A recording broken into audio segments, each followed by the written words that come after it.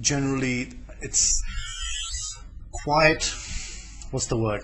I think offensive and depressing how much abuse, sexual abuse, physical abuse, men, women, children, how much of it actually goes on in the country.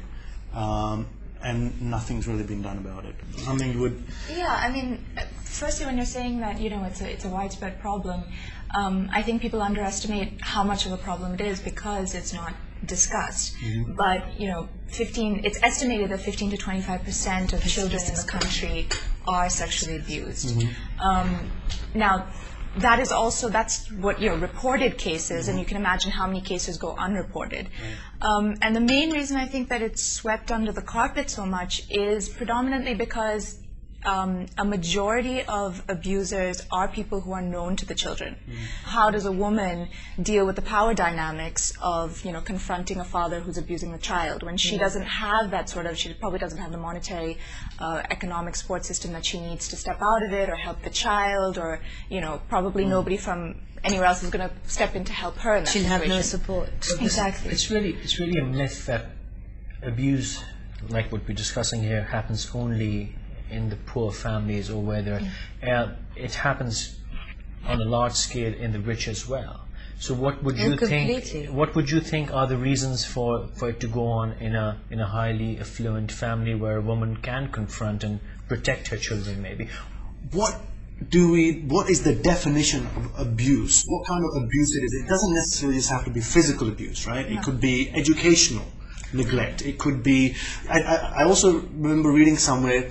One of the biggest forms of child abuse and the most common forms of child abuse is where a child is having a problem. It could be bullying in school, and the parent neglects it. Yeah. There's actually Neglect, four kinds. it's a form of an abuse. Yes, there's four kinds. So it could be very simple. Right, there's four kinds of technical abuse, meaning that if you break it down into what, there's physical, which is any kind of, battering or hurting a child physically in any way. There's neglect, as you stated. We're not giving a child any basic needs that a child requires, whether it be, food, shelter. Then there's sexual, which is, and that actually, most people think that sexual abuse is, having intercourse with a child or molesting a child, but it's not. It can even be exposing a child to something that's pornographic or, flashing a child. That constitutes a sexual abuse. And then there's emotional, which is, battering and sort of emotionally damaging a child. Child is abused, they don't have the strength or the courage to go to the parent in the fear that they'll either be they'll be actually reprimanded for complaining. And there have been cases, which I know personally, where a child is abused and goes to her stepmother, and the stepmother actually beats her up. And the child continues to take abuse till age 16. The reason that, I think sort of the approach to child abuse, which is wrong in our society, is that, to think about it once it's occurred, and then to sort of feel bad about why nothing's happening. But the point is that child abuse is easily preventable. You need to equip a child with skills so that they can protect themselves. And that starts with, half the problem is that we have so much discomfort with our body in the society that we cannot talk about it.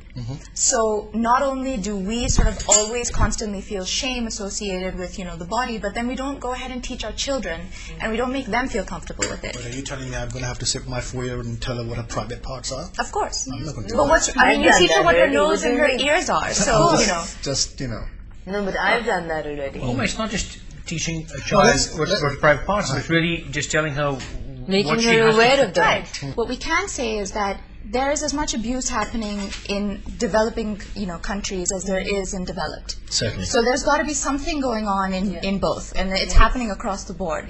And even if you have trained teachers or you have parents who are a little bit more aware, the point is it's still happening. The issue is with Pakistan and with the way that Pakistani parents are dealing with abuse of all levels.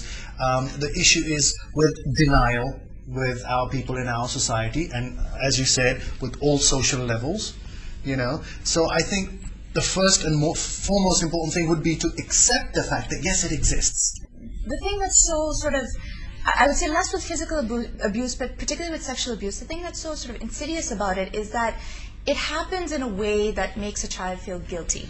The child feels as though, they themselves are responsible somehow. It often happens with the abuser not really hurting them, but, sort of coaxing them into this situation where they're told, keep this a secret from your parents, and if you tell your parents, they'll get hurt. It plays with the child's emotions, and it plays with, exactly.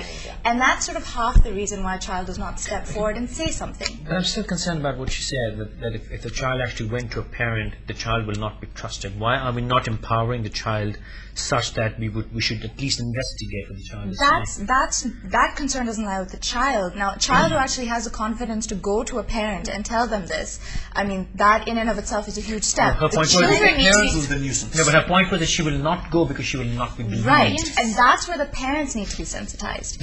How do you think we should do that? Well, I think Awareness. awareness. I think you're right about the awareness, and I think it's. Let her finish.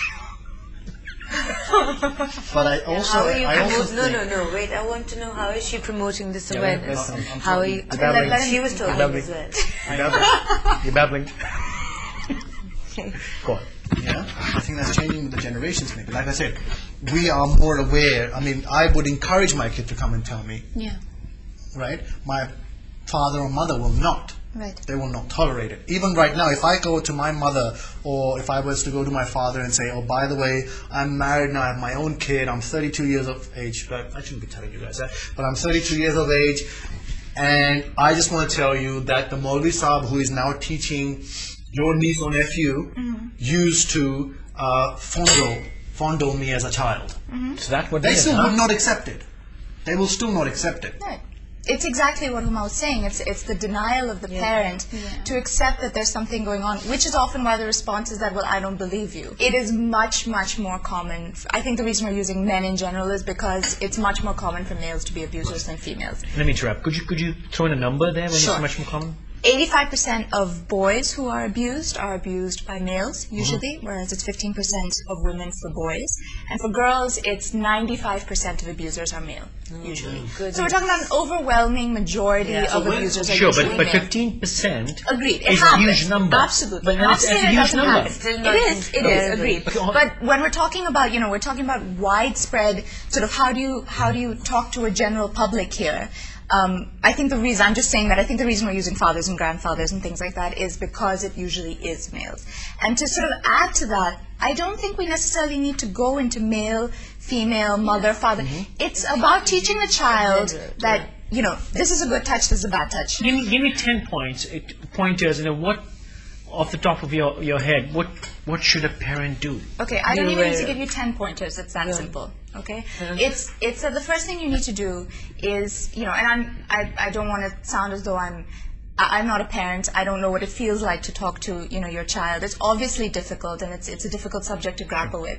But in simple terms, parents should be talking to their children about their bodies at a young age. A child is not going to become sexually promiscuous by talking to them about their body parts.